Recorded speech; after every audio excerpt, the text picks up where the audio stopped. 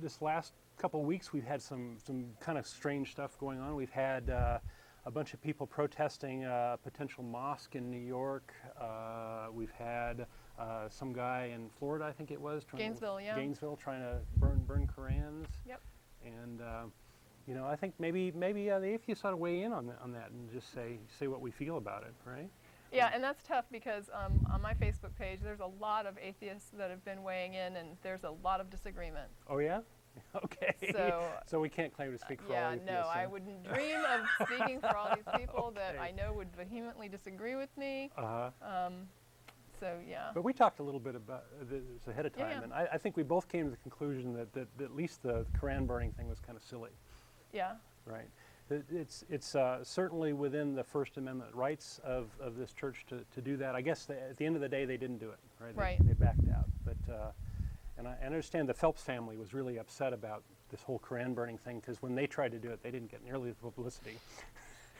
And it seems like that's what the whole purpose is publicity and having a little childish temper tantrum. And, it is.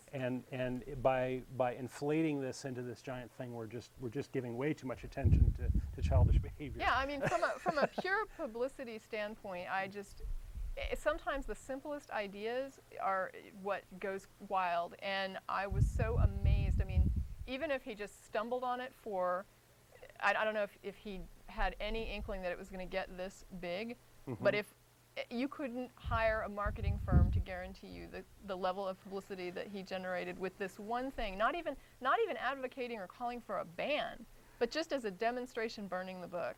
And man, he got worldwide attention. I could not believe that. Yeah, I don't know what it is maybe the zeitgeist of our culture is this way, or then there's a slow news day and they just decided just to jump on that because the news media seems to focus on one thing to the exclusion of everything else occasionally, right? It was very strange. It was very strange. So yeah, we both agree he got too much attention. But he was also trying to say, oh, well, I won't do it if you guys don't do this mosque in New York.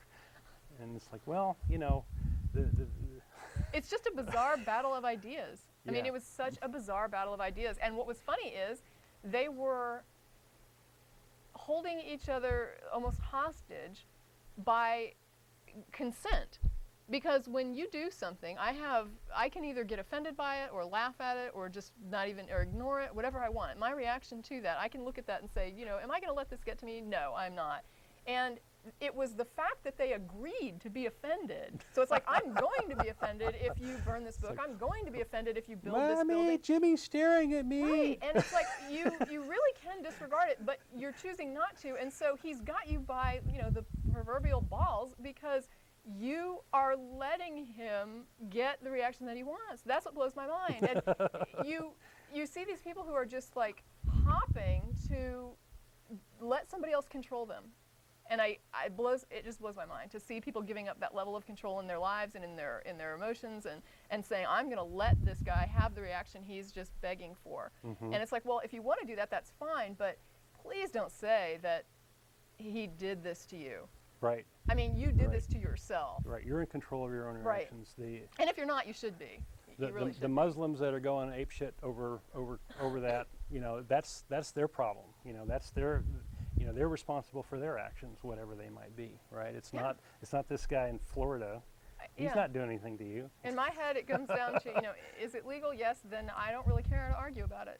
It's kind of the same with abortion. When we get people that contact us about abortion, and they'll say, you know, I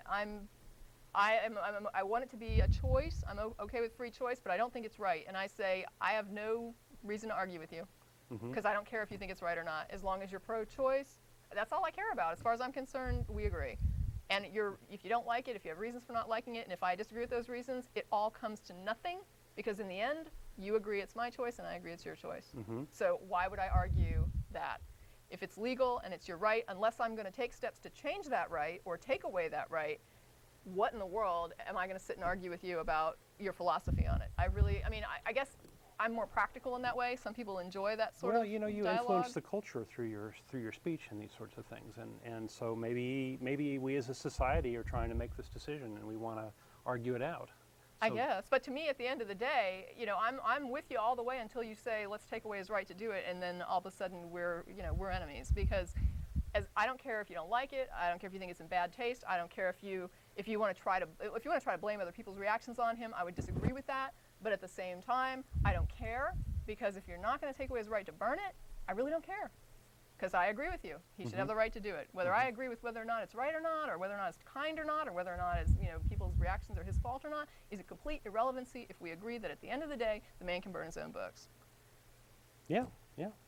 I go for that. I go for that. Okay.